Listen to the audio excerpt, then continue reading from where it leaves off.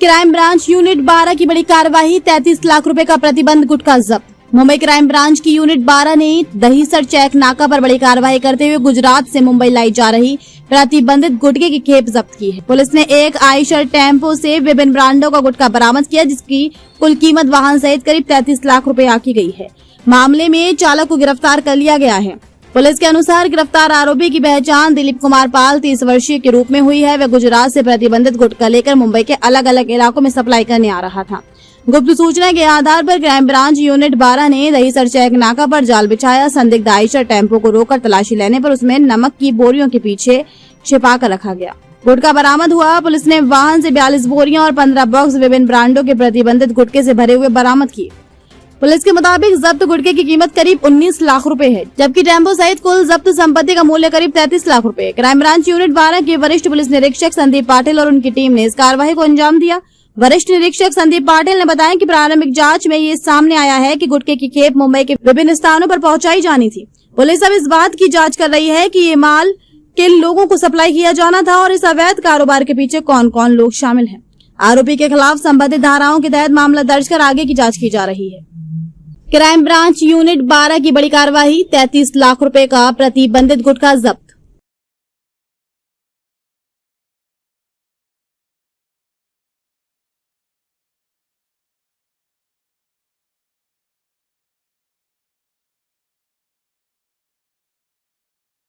अमरोहा के हसनपुर नगर में देर रात उस समय सनसनी फैल गई जब दबंगों ने एक युवक को घर से बुलाकर उस पर जानलेवा हमला कर दिया। फायरिंग और मारपीट में युवक गंभीर रूप से घायल हो गया। परिजनों ने पुलिस पर पहले की शिकायत के बावजूद कार्रवाई न करने का आरोप लगाया है। पुलिस पूरे मामले की जांच में जुटी है। घटना हसनपुर नगर के मोहल्ला लाल मस्जिद खेवान के बीच गली की है। परिजनों के मुताबिक इकरार जैसे ही घर से बाहर निकला, पहले से घात लगाए हमलावरों ने उस पर ताबड़तोड़ हमला कर दिया। आरोप है कि उसके पेट और कमर के बीच गोली चलाई गई, जबकि यासिन के सिर पर पंचों से कई वार किए गए, जिसमें वह गंभीर रूप से घायल हो गया। वारदात के बाद आरोपी मौके से फरार हो गए। लहूलुहान हालत में परिजन घायल को लेकर कोतवाली पहुंचे, जहां से पुलिस ने उसे सामुदायिक स्वास्थ्य केंद्र भेजा। प्राथमिक उपचार के बाद डॉक्टरों ने उसकी गंभीर हालत को देखते हुए हायर सेंटर रेफर कर दिया। घायल की पत्नी का आरोप है कि 2 दिन पहले भी आरोपियों ने उनके घर पर फायरिंग की थी, जिसकी शिकायत पुलिस से की गई थी, लेकिन कोई कार्रवाई नहीं हुई। वहीं मोहल्ले में विवाद की वजह सुल्फा बेचने को लेकर बताई जा रही है। हालांकि पुलिस का कहना है कि युवक के पेट में गोली के छर्रे नहीं लगे हैं। मामले की जांच जारी है और आरोपियों की तलाश की जा रही है। क्या है पूरा मामला? पूरा मामला अभी 3 दिन पहले हमारी परचूनी की दुकान है देवर की। 3 दिन पहले एक लड़का सौदा लेने के लिए आया। बब्बू ने उसे इतना मारा कि उसकी पोटी तक की निकाल दी, इतना मारा उसे। उसके बीच में हमारी नंद आयशा बैठी थी दुकान पे। उसने कहा कि इतना क्यों मारा। वो उससे लड़ने लगी कि तूने इसे क्यों मारा। ये लड़ने के बाद उसे थोड़ी आगे चल के आयशा से बोला, अब तुझ में गोली मारूंगा। बब्बू बोला तुझ में गोली मारूंगा। इसी बीच में लड़ाई होती रही। फिर बाद में जो है वो खत्म हो गई। फिर उसके बाद रिजवान चचा के लड़के ने फैसल ने हमारे ड्राइवर को मोहसिन को बुलाया और बुला करके बब्बू ने अद्धे बरसाए मोहसिन के ऊपर, गालियाँ दी। वो भाग के मारने, मतलब उसे मारने के लिए भागे, अद्धे बरसाए। वो घर में को आ गया वापस। उसके बाद हमारी नंद फिर थाने गई। थाने जाने के बाद 3 दिन से हमारे घर पर पुलिस जा रही है। उल्टा हमारी नंद को बुरा भला कह के ये है और वो है, वापसी आ रही है पुलिस उल्टा हमारे घर वालों को ही बुरा कह रही है। हम कह रहे हैं हमारे घर पे फायरिंग कर करके जा रहे हैं, लेकिन पुलिस ने कोई सुनवाई नहीं करी। उससे पहले ही फायरिंग हुई थी? अभी 2 दिन पहले, कल भी हुई है, परसों भी हुई है। 2 दिन से फायरिंग कर करके जा रही है हमारे गेट पे। हमारे घर में कोई रहता नहीं है। पुलिस को आपने बताया इस मामले में? पुलिस को बताया। 3 दिन से हमारी नंद चक्कर काट रही है थाने के। 2 पुलिस वाले जाते हैं। और नाम क्या है? किसका? ननद का नाम आयशा। तालिब मेंबर है जो मामला, उसके यहाँ क्या था? तो अभी फोन करके बुलाया कि तालीम मेंबर बुला रहे हैं हमारे हस्बैंड को। वो घर में से निकल के गए, बस इतना ही है, गए हैं और गोली मारी। गोली लगी नहीं, लेकिन उझटती हुई छर्रे वापसी लगे। और सरिया यहाँ पे कोक में सरिया मारा। कड़े सिर में बहुत चोट है, कड़े सरिये वगैरह सिर पे बहुत चोट मारी है। घर से बुला करके मारा। बब्बू। तो क्या मौके पर पुलिस पहुंची, सूचना दी थी? पुलिस नहीं, अब यहाँ आने के बाद पुलिस पहुंच रही है घर पे, जब घर पे कोई है नहीं। 3 दिन से पुलिस के पास हम जाना है, लेकिन पुलिस कोई सुनवाई नहीं कर रही है।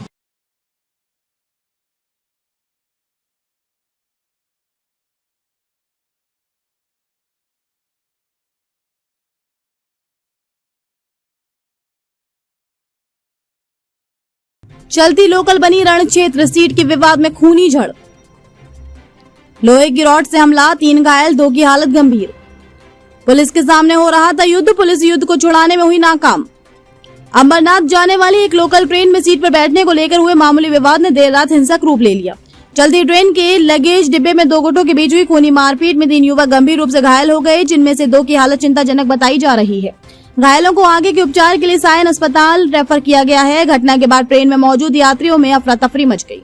मिली जानकारी के अनुसार अमरनाथ लोकल के लगेज डिब्बे में सीट पर बैठने को लेकर 2 गुटों के बीच पहले कहासुनी हुई। देखते ही देखते विवाद बढ़ गया और दोनों पक्षों के बीच जमकर मारपीट शुरू हो गई। आरोप है कि इस दौरान एक गुट ने लोहे की रॉड कड़ा से हमला कर दिया। हमले में राजू वागे 19 वर्षीय, साहिल खंदारे 19 वर्षीय और प्रतेश कनौजिया 31 वर्षीय घायल हो गए। तीनों को तत्काल उपचार के लिए रुक्मणीबाई अस्पताल में भर्ती कराया गया। हालांकि 2 घायलों की हालत गंभीर होने के कारण उन्हें आगे के इलाज के लिए सायन अस्पताल भेजा गया है। घटना की जानकारी मिलते ही कल्याण रेलवे पुलिस ने अस्पताल पहुंचकर घायलों के बयान दर्ज करने की प्रक्रिया शुरू कर दी। पुलिस मामले में संबंधित आरोपियों के खिलाफ मामला दर्ज करने की कार्यवाही कर रही है और हमले में शामिल अन्य आरोपियों की तलाश जारी है। चलती लोकल ट्रेन में हुई इस हिंसक घटना ने रेलवे यात्रियों की सुरक्षा पर गंभीर सवाल खड़े कर दिए हैं। घटना के बाद यात्रियों में भय का माहौल है और रेलवे सुरक्षा व्यवस्था को लेकर चिंताएं बढ़ गई हैं। चलती लोकल बनी रण क्षेत्र, सीट के विवाद में खूनी झड़प। कल 15/7/2026 को घाटकोपर पर रेलवे स्टेशन से प्रतीक कनौजिया वह 31 ईयर ये लगे डब्बे में चढ़ के प्रवास कर रहे थे। वो ट्रेन अमरनाथ ट्रेन थी। तो अमरनाथ ट्रेन रात को 11:52 पे डोंबिवली रेलवे स्टेशन में आने के बाद उस लगे डब्बे में राजेश वाघे और साहिल खंदारे, तो दोनों की उम्र 19 साल है। वो लगे डब्बे में चढ़ गए। उन्होंने प्रीतिश को बोले कि वो सोया था सीट के ऊपर कि आप उठो, मेरे को बैठने के लिए जगह दे दो। उसमें दोनों की बातचीत हुई। उसके बाद दोनों में झगड़ा शुरू हो गया। झगड़ा शुरू होने के बाद जो राजू वागे है उन्होंने आपके हाथ में कड़ा था तो कड़े से उसको मार दिया। मारने के बाद वो गाड़ी ठाकुर में जाने के बाद हमारी पुलिस को कंट्रोल से कॉल आ गया। गाड़ी अटेंड करने से पहले गाड़ी कल्याण स्टेशन चली गई। वहां से कल्याण बीआरपी ने वो गाड़ी अटेंड की। वो दोनों को भी गाड़ी से उतर लिया। उतरने के बाद उन दोनों को उपचार के लिए साइन हॉस्पिटल भेज दिया। साइन हॉस्पिटल में दोनों को उपचार चालू है। उपचार अभी हमारी टीम गई वहां से दोनों को स्टेटमेंट लिया है। स्टेटमेंट लेने के बाद अभी डॉक्टर से जो भी उपचार किए हैं कागज वगैरह ये करेंगे। उसके बाद जो भी कानूनी कार्रवाई दोनों के ऊपर कानूनी कार्रवाई की तजवीज रखी है हम लोगों ने। अभी तक गिरफ्तारी नहीं हुई है, जांच चल रही है। जांच चलने के बाद ही उनका एफआईआर हो जाएगा। एफआईआर होने के बाद ही आगे की कार्रवाई करेंगे। इसमें मामले एफआईआर नहीं हुआ ना, जब तक डॉक्टर का ये नहीं आएगा कि इंजरी रिपोर्ट आने के बाद ही हम तय करेंगे कि क्या करना है क्या नहीं।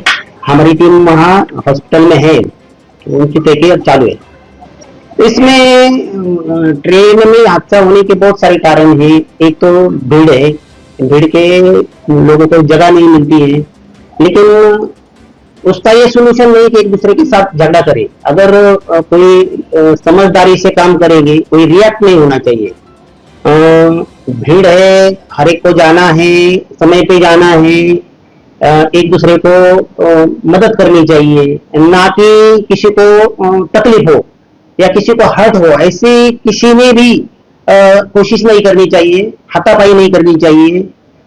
जो भी काम के लिए जाते या प्रवास करते हैं उनके बहुत सारे चाहने वाले, उनकी बीवी बच्चे, उनके माँ बाप भाई बहन सब उनकी राह देखते हैं घर में कि मेरा बच्चा काम पे चला गया है तो वापस सुरक्षित आना चाहिए।